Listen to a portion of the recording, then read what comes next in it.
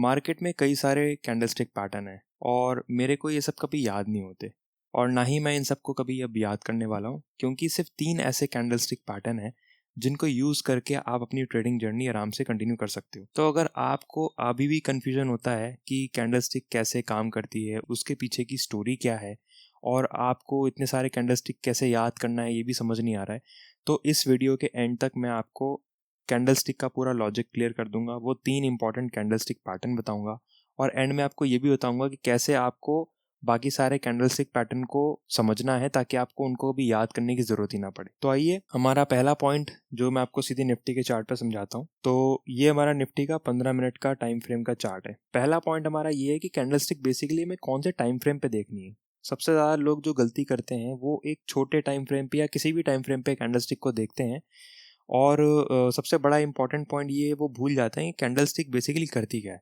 देखिए, कैंडलस्टिक का main important फंडा ये होता है कि वो आपको प्राइस का पूरा मूवमेंट को हाइड करके सिर्फ ये बताती है कि वो कहाँ से स्टार्ट हुआ, कहाँ पे उसने हाई लगाया, कहाँ पे उसने लो लगाया और कहाँ पे उसने क्लोज किया। ये 4 डेटा पॉइंट्स आपको कैंडलस्टिक बताती है। इसकी वजह से आप बहुत सारी जो प्राइस की नॉइज होती है वो उससे आप बच जाते हो और आपको एक बेटर क्लैरिटी मिलती है। आप एक अच्छा एंट्री डिसीजन बना पाते हो, स्टॉप लॉस डिसीजन बना पाते हो। अगर आपको मैं 15 मिनट के टाइम फ्रेम पे खूब सारा डेटा बता दूं तो आप उस पर काम नहीं कर पाओगे। तो 15 मिनट की टाइम फ्रेम पे अगर मैं आपको सिंपल एक कैंडलस्टिक दिखाऊंगा तो 15 मिनट का पूरा डेटा आपको नहीं दिखा रही है, वो मेजॉरिटी डेटा हाइड करके आपको सिर्फ 4 डेटा पॉइंट्स बता रही है। तो ये मैं आपको क्यों बता रहा हूँ, क्योंकि यही चीज़ अगर आप 1 मिनट के टाइम फ्रेम पे देखोगे तो आपको यहाँ पे 1 मिनट का प्राइस मूवमेंट हाइड हो रहा है, बट बाकी पूरे 15 मिनट की आपको खूब सारी 15 कैंडल दिख रही हैं। ये आपको बहुत कंफ्यूज करेगी। तो इसीलिए जो कैंडल का इंपॉर्टेंस है ना, वो 1 मिनट पे बहुत कम होगा और 15 मिनट्स में बहुत ज़्यादा होगा। तो 15 मिनट्स में कैंडल जो फॉर्म हो रही है उसका वेटेज हमेशा ज़्यादा होगा छोटे टाइम फ्रेम की कैंडल से। यही हमारा की टेक अवे है कि जब हम कैंडल्स को देखें, हम ये भी देखें कि हम कौन से टाइम फ्रेम पे उनको देख रहे हैं। बड़ा टाइम फ्रेम हमेशा कैंडल्स के मामले में बेटर ही होगा। तो अब आ जाते हैं दूसरा पॉइंट पे। दूसरा पॉइंट हमारा ये है कि वो कौन सी 3 कैंडलस्टिक के टाइप्स हैं जो मैं यूज करता हूँ। तो आइए, पहला मैं आपको सीधे टाइप्स बताता हूँ। पहला टाइप है हमारा डोजी डोजी कैंडल, जिसको स्पिनिंग टॉप भी कहते हैं। आप इसमें ग्रीन या रेड की तरफ मत जाना, बुलिश और बेयरिश से कोई मतलब नहीं है। इसमें जो देखने वाली बात यह है वो ये है कि प्राइस एक पर्टिकुलर रेंज में ओपन होता है, ऊपर जाता है बट ऊपर जाने के मूड में नहीं है, प्राइस वापस नीचे आ जाता है। उसके बाद एक काफ़ी नीचे लेवल तक जाता है, फिर वहाँ से भी प्राइस ऊपर आ जाता है और प्राइस क्लोज वापस उसी रेंज में करता है जिस रेंज से उसने स्टार्ट किया होता है। ठीक है, तो सिमिलरली बेरिश में भी यही चीज़ हो रही है। प्राइस इस रेंज से ओपन हुआ, प्राइस नीचे तक गया और वापस ऊपर आ गया, फिर ऊपर भी गया, वापस नीचे आ गया और उसी रेंज के आसपास उसने क्लोजिंग करी है। ठीक है, तो इससे क्या हो रहा है, बॉडी एक बहुत छोटी बन रही है और दोनों साइड अच्छा खासा पिन बन रहा है। इससे क्या पता चलता है कि प्राइस ना तो ऊपर जाने के मूड में था, ना प्राइस नीचे जाने के मूड में था। तो अगर मैं आपको बताऊं तो ये एक रेंज बन रही है, इस रेंज में मार्केट घूम रहा है। अब चाहे वो ग्रीन हो चाहे वो रेड हो, उससे फर्क नहीं पड़ता। देखने वाली बात यह है कि जब प्राइस इस रेंज को ब्रेक करेगा तो जिस डायरेक्शन में वो ब्रेक करेगा उस डायरेक्शन में प्राइस के जाने के चांसेस बहुत ज़्यादा हो जाते हैं, क्योंकि प्राइस यहाँ पे एक स्ट्रगल कर रहा था, कंसोलिडेशन था। ये कैंडल ये बताना चाहती है कि बेयर जितने स्ट्रांग थे, बुल्स भी उतने ही स्ट्रांग हैं। एक कांटे की टक्कर चल रही है, तो जिस डायरेक्शन में प्राइस अब ब्रेक होगा इसके बाद, उस डायरेक्शन में आपको अच्छा मूव मिलने के चांस होते हैं। ठीक है, इस पे हम और डिटेल में बात करेंगे आगे। इसके बाद जो हमारा दूसरा कैंडलस्टिक पैटर्न है वो है पिन बार।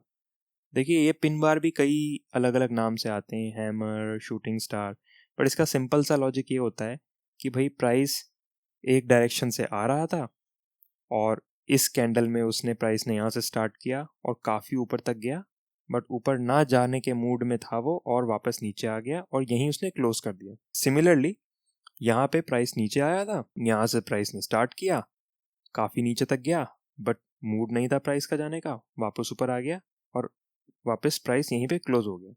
तो जब प्राइस किसी डायरेक्शन में जाने की कोशिश कर रहा था बट वहाँ ना जाके सेम ही कैंडल में वापस रिवर्स आ जा रहा है, तो वहाँ पे एक अच्छी खासी पिन बन जा रही है, जो यहाँ पे भी आपको दिख रही है और यहाँ पे भी आपको दिख रही है। अब इसका कलर ग्रीन है या रेड है, बुलिश है या बेरिश है, इससे आपको कोई लेना देना नहीं है। आपको बस ये देखना है कि इस डायरेक्शन में जाने की बजाय उसने वापस रिवर्स करा और एक अच्छी खासी पिन बनाई है। सिमिलरली यहाँ पे भी एक पिन बनाई है, ठीक है। तो जिस डायरेक्शन में पिन बन रही है उस डायरेक्शन में प्राइस के जाने का मूड नहीं है और वो वहाँ से रिवर्स करेगा। इसके बारे में भी हम आगे डिटेल में बात करेंगे। उसके बाद हमारा थर्ड कैंडलस्टिक पैटर्न है एनगल्फिंग पैटर्न। इसमें क्या होता है कि जब भी एक कैंडल इतनी बड़ी बनती है कि वो पिछले कैंडल की बॉडी को पूरा एनगल्फ कर लेती है, एनगल्फ करने का मतलब है कवर कर लेती है, तो उसको हम एनगल्फिंग पैटर्न कहते हैं। अब एनगल्फिंग पैटर्न में चाहे ये ग्रीन हो चाहे रेड हो, आपको बस ये देखना है कि पिछली कैंडल जो भी थी उसकी नेक्स्ट कैंडल ने उसको पूरा कवर कर दिया। यहाँ पे देखिए प्राइस नीचे आ रहा था, यहाँ पे इसने कैंडल बनाई और उसकी नेक्स्ट कैंडल ने इसको पूरा कवर कर दिया। यहाँ मैं बॉडी की बात कर रहा हूँ, इस कैंडल की बॉडी को हमारी ग्रीन कैंडल की बॉडी ने पूरा कवर कर लिया। सिमिलरली यहाँ पे प्राइस यहाँ से ऊपर आ रहा था और इस कैंडल की बॉडी को मेरी अगली कैंडल ने पूरा कवर कर लिया। तो बेसिकली यहाँ पे क्या हो रहा है, यहाँ पे प्राइस एक डायरेक्शन में जाना चाह रहा था बट सेम कैंडल ने उसको रिवर्स कर दिया, ठीक है। तो ये हमारी एनगल्फिंग कैंडल हो गई। ये बुलिश और बेरिश, ये आपको मैंने लॉजिक बता दिया। बेसिकली एक ही कैंडल में रिवर्सल आ रहा है और वो पिछली कैंडल को पूरी बॉडी को कवर कर रही है, ठीक है। तो ये हमारे 3 वो कैंडल हो गए हैं। अब इसके मैं आपको एग्जांपल दिखाता हूँ। अब ये देखिए, ये आपका स्पिनिंग टॉप या डोजी पैटर्न जो मैंने आपको बताया था। यहाँ पे क्या हुआ, प्राइस नीचे से ऊपर आ रहा था और एक टॉप लगाया है। ये एक रेंज है, इसको मैं मार्क कर देता हूँ, ये एक रेंज है। इसके बाद प्राइस वापस नीचे आया था। तो जब यहाँ से प्राइस वापस ऊपर गया है तो यहाँ पे इसने एक डोजी कैंडल बनाई है और उसके बाद प्राइस वहाँ से रिवर्स हो गया है, ठीक है। और इसके बाद मैं आपको दिखाता हूँ कि आपका पिन बार पैटर्न क्या होता है। ये देखिए, प्राइस यहाँ से एक अप ट्रेंड में था, यहाँ पे इसने एक टॉप बनाया है, एक रेंज बनाई है। बेसिकली इस रेंज को अगर मैं मार्क कर देता हूँ, ये एक रेंज बनाई है और यहाँ पे इसने एक अच्छा खासा पिन बार बनाया है और उसके बाद प्राइस यहाँ से नीचे गिरा है। और अब मैं आपको बताता हूँ एनगल्फिंग पैटर्न का एक एग्जांपल। देखिए, प्राइस यहाँ से एक अप ट्रेंड में था, यहाँ पे कंसोलिडेट किया है। मैं इसको मार्क कर लेता हूँ और इसको जूम करके अगर मैं आपको दिखाऊं तो यहाँ पे ये आपको एक एनगल्फिंग पैटर्न दिख रहा है। इसको और बड़ा कर लेते हैं। ये ग्रीन कैंडल बनी और उसकी नेक्स्ट रेड कैंडल ने पूरा विद बॉडी इसको कवर कर लिया है और उसके बाद प्राइस यहाँ से नीचे चला गया। ये तो हमारे हो गए एग्जाम्पल्स। अब मैं आपको बताता हूँ कि इनको यूज़ कैसे करना है। तो बेसिकली ये कहाँ पे इनको यूज़ करा जाए। ऐसा नहीं है कि ये जो 3 कैंडल मैंने आपको बता दी हैं इनको आप चार्ट में जहाँ भी देख लोगे उसके हिसाब से आप इनको ट्रेड कर लोगे, ऐसा नहीं है। इनको एक पर्टिकुलर की लेवल पे ही आपको ढूंढना है, देखना है। वो हो सकता है आपका सपोर्ट हो, वो हो सकता है आपका एक रेजिस्टेंस हो या ट्रेंड लाइन हो या एक स्विंग हाई स्विंग लो भी हो सकता है। तो अब बात आ जाती है कि इन कैंडल्स को यूज़ करके एंट्री कैसे लेनी है, स्टॉप लॉस कैसे लगाना है। तो देखिए, ये हमारा पिन बार वाला एग्जांपल है। इसमें जब भी आपको पिन बार किसी इंपॉर्टेंट की लेवल पे दिखती है, आप उस पिन बार को बनने के साथ ही कुछ नहीं करेंगे, क्योंकि ये एक इनडिसाइसिव कैंडल होता है। इससे कुछ ये नहीं पता चलता कि प्राइस ऊपर जाने वाला है या नीचे जाने वाला है। लेकिन क्योंकि हमें पता है कि एक रेजिस्टेंस जोन है सामने जिसको ब्रेक करना बहुत ज़रूरी है, अदरवाइज वहाँ से रिवर्स हो सकता है प्राइस। तो ये जो कैंडल है इसके रेंज को अगर मैं मार्क करता हूँ और इस रेंज को जब टूटने वाली जो नेक्स्ट कैंडल जो भी इस रेंज को तोड़ेगी वो मेरे को कंफर्मेशन दे देगी कि प्राइस उस डायरेक्शन में जाएगा जो कि इस कैंडल ने मेरे को दिया है। तो अगर मैं इस रेंज को अगर बड़ा करके आपको दिखाऊं तो ये एक रेंज बनी हमारी और उसके बाद इस कैंडल ने क्लोजिंग नहीं दी है, लेकिन इस कैंडल ने मेरे को क्लोजिंग दे दी है। तो जब भी इनडिसाइसिव कैंडल, स्पिनिंग टॉप या डोजी कैंडल बनती है किसी की लेवल पे और वहाँ से फिर एक रिजेक्शन आता है, एक नेक्स्ट कैंडल उस स्पिनिंग टॉप की रेंज को ब्रेक करती है विद क्लोजिंग, तो आप वहाँ पे एक एंट्री बना सकते हो उस डायरेक्शन में। जैसे कि यहाँ पे मैं शॉर्ट के डायरेक्शन में एक एंट्री बना सकता हूँ और जो स्टॉप लॉस रहने वाला है वो उस पूरे स्विंग का हाई यानी कि स्पिनिंग टॉप का जो टॉप है वो रहने वाला है। और यहाँ पे आप 1:2 के लिए मिनिमम आप अपना टारगेट रख सकते हो। सिमिलरली पिन बार के एग्जांपल में हमारा जो ये की लेवल था वो ये जोन था जो एक टॉप है और जब भी हमारे पास एक पिन बार एग्जांपल आता है, पिन बार की कैंडल आपको एक की लेवल पे बनती दिखती है, आप उस पिन बार के बनने के बाद नेक्स्ट कैंडल के क्लोज होने का वेट कर सकते हो। अगर नेक्स्ट कैंडल उस पिन बार के नीचे क्लोज हो जाती है विद बॉडी, आप उसकी क्लोजिंग पे एक ट्रेड एंट्री बना सकते हो जो कि यहाँ बनती है, और उस पिन बार के टॉप को आप स्टॉप लॉस मान सकते हो, और एटलीस्ट 1:2 आप वहाँ पे एम कर सकते हो। और ये एग्जांपल है हमारा एनगल्फिंग कैंडल का। तो यहाँ पे भी हमारी एक की लेवल ये रेंज है, और जैसे ही मेरे को एनगल्फिंग कैंडल बनती दिखती है, मैं उसके बाद एक और कैंडल का वेट करूँगा जो कि मेरी कंफर्मेशन कैंडल होगी, और वो उस रेंज को विद बॉडी विद क्लोजिंग अगर ब्रेक करती है, मैं वहाँ पे अपनी एंट्री प्लान कर सकता हूँ। अभी एनगल्फिंग पैटर्न जो है ना, ये 2 कैंडल का पैटर्न होता है।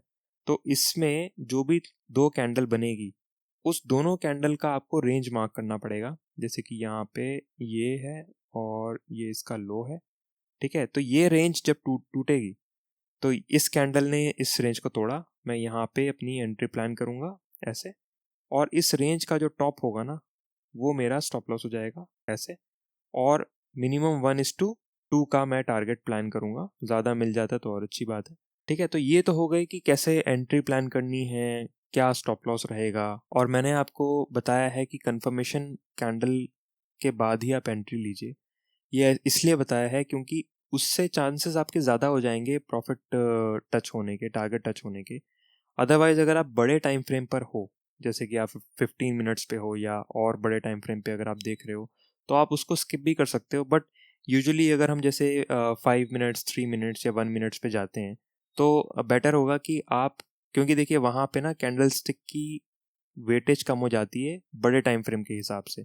तो वहाँ पे आप कंफर्मेशन का ही वेट करें, कंफर्मेशन पे एंट्री लें। थोड़ा आपका टारगेट कम हो जाएगा, लेकिन आपके चांसेस टारगेट के आने के बढ़ जाते हैं। तो ये तो हो गया हमारा एंट्री और स्टॉप लॉस। अब आते हैं हम जो अपने दूसरे पैटर्न्स हैं, जो कई सारे पैटर्न्स हैं हमारे, उनको हम कैसे याद करें, और क्या वो ज़रूरी हैं याद करना, क्या वो नहीं है। तो उसके लिए मैं आपको एक चीज़ दिखाता हूँ। कई सारे पैटर्न एक्चुअली हमारे पास, देखिए यहाँ पे, ऐसे तो मार्केट में इससे भी कई ज़्यादा पैटर्न्स भरे हुए हैं और करते होंगे काम। मैंने कभी उनको ऐसे मतलब फाइंड आउट नहीं किया है चार्ट पे, मैंने कभी कभी उनको प्रैक्टिस नहीं किया है। लेकिन बहुत सारे चार्ट्स हैं, बहुत सारे पैटर्न्स हैं, बहुत सारी कैंडल्स हैं। बट मैं आपको अगर लॉजिक बताऊं, तो आप इनको ज़रा ध्यान से देखो। ये बुलिश और ये बेरिश, कुछ मैं एग्जांपल के लिए आपको पैटर्न दिखा रहा हूँ, कैंडलस्टिक पैटर्न दिखा रहा हूँ। अगर आप ध्यान से देखोगे तो इसमें क्या हो रहा है, प्राइस नीचे आया और फिर एक स्ट्रॉन्ग रिवर्सल हुआ, यहाँ पे भी प्राइस नीचे आया फिर स्ट्रॉन्ग रिवर्सल हुआ। सेम चीज़ यहाँ हो रही है, सेम चीज़ यहाँ हो रही है। यहाँ पे भी नीचे आया और ऊपर गया, यहाँ पे भी नीचे आया और फिर एक स्ट्रेंथ के साथ वो ऊपर जा रहा है। और सिमिलर चीज़ बेरिश में हो रही है कि ऊपर आया और फिर नीचे आ गया, यहाँ भी रिवर्सल है, यहाँ भी रिवर्सल है, यहाँ पे भी स्ट्रॉन्ग रिवर्सल है, ये भी और ये भी। तो अगर इन चीज़ों को आप, मैंने जो कैंडल बताई है उससे अगर आप कंपेयर करो एनगल्फिंग में, देखिए एनगल्फिंग में क्या हो रहा है। एनगल्फिंग में भी सेम यही चीज़ हो रही है कि प्राइस की डायरेक्शन चेंज हो रही है विद अ स्ट्रेंथ। यहाँ पे एक बड़ी ग्रीन कैंडल ने वो स्ट्रेंथ शो करी है, यहाँ पे एक बड़ी रेड कैंडल ने वो स्ट्रेंथ शो करी है। और पिन बार में भी वही सेम चीज़ हो रही है जो एनगल्फिंग में हो रही थी, बट वो एक ही कैंडल में हो रही है। यानी कि सिंगल कैंडल में प्राइस ऊपर गई और नीचे भी आई, और यहाँ पे नीचे गई और ऊपर भी आई। तो ये भी एक स्ट्रेंथ का फैक्टर है, एक स्ट्रेंथ का सिग्नल है कि भाई सेम ही मतलब कम टाइम फ्रेम में वो प्राइस ऊपर गया और तुरंत वापस आ गया। यानी कि वहाँ पे प्राइस के जाने का मूड नहीं है, कोई स्ट्रॉन्ग प्लेयर है जो वहाँ से रिपेल कर रहा है प्राइस को। और जो डोजी है, डोजी सिर्फ हमारा एक थोड़ा डिफरेंट एग्जांपल है जिसमें प्राइस दोनों तरफ जाने की कोशिश कर रही है बट नहीं जा पा रही। तो फाइनली हमें ये पता चल जाता है कि बुल्स और बेयर्स दोनों इक्वल ताकत के साथ वहाँ बैठे हुए हैं। तो जब भी वो ताकत का शिफ्ट होता है, किसी एक डायरेक्शन में ब्रेकआउट होता है, तो हमें पता चल जाता है कि भाई कोई एक साइड के लोग जो हैं वो हार गए हैं। या तो अगर ऊपर की तरफ ब्रेकआउट होता है तो यानी कि बुल्स जीत गए हैं और अब अप ट्रेंड शुरू हो गया है, और अगर नीचे की तरफ ब्रेकआउट होता है यानी कि बेयर्स जीत गए हैं और एक डाउन ट्रेंड शुरू हो गया है। तो सारा खेल प्राइस के बुल्स और बेयर्स की स्ट्रेंथ का ही है। जो हमें बहुत सारे पैटर्न यहाँ पे अलग अलग दिख रहे हैं, वो सब यही चीज़ बता रहे हैं कि भाई कौन स्ट्रेंथ में है। तो आपको ये सारे याद करने की ज़रूरत नहीं है। अगर आपको ये कंसेप्ट पता चल गया तो आपको कोई सारे ये याद करने की ज़रूरत नहीं है। आप सिर्फ ये 3 जो मैंने बताए हैं आपको, एक स्पिनिंग टॉप या डोजी या आपका पिन बार और एनगल्फिंग पैटर्न, ये 3 पैटर्न अगर आपने याद कर लिए तो आपको ओवरऑल मार्केट स्ट्रक्चर में कैंडल का बिहेवियर, प्राइस का बिहेवियर समझने के लिए सब कुछ आ चुका है। आप ये पैटर्न किसी और कैंडल में भी अगर देखते हो, किसी और तरीके से भी अगर आप देखते हो, आपको आइडिया लग जाएगा कि भाई प्राइस वहाँ जाने के मूड में है कि नहीं है। ठीक है, तो आई थिंक अब आपको क्लियर हो गया होगा कि क्यों ये चीज़ें इतनी इंपॉर्टेंट हैं, क्यों ये लॉजिक इतना इंपॉर्टेंट है, और इस लॉजिक के चलते आपको बहुत सारी कैंडलस्टिक पैटर्न याद करने की ज़रूरत नहीं है। आपको सिर्फ ये 3 इंपॉर्टेंट कैंडलस्टिक पैटर्न याद करके ही काफ़ी आपकी ट्रेडिंग जर्नी आसान हो जाएगी। और अगर आप अभी भी थोड़ा बहुत कन्फ्यूजन में हो तो मैंने कैंडलस्टिक के ऊपर एक और वीडियो बनाई थी, कैंडलस्टिक क्लोजर्स के ऊपर। वो भी इंपॉर्टेंट है, आप उसको भी देखिए जाके, क्योंकि इतना जानने के बाद भी लोग बहुत गलतियां करते हैं, जो कि मैंने बताया है कंफर्मेशन कैंडल के बारे में। तो उस वीडियो को जाके देखिए। इस वीडियो के लिए इतना ही, आगे वीडियो को देखते रहिए, मैं और भी वीडियो आपके लिए लाता रहूँगा। Thank you, bye bye.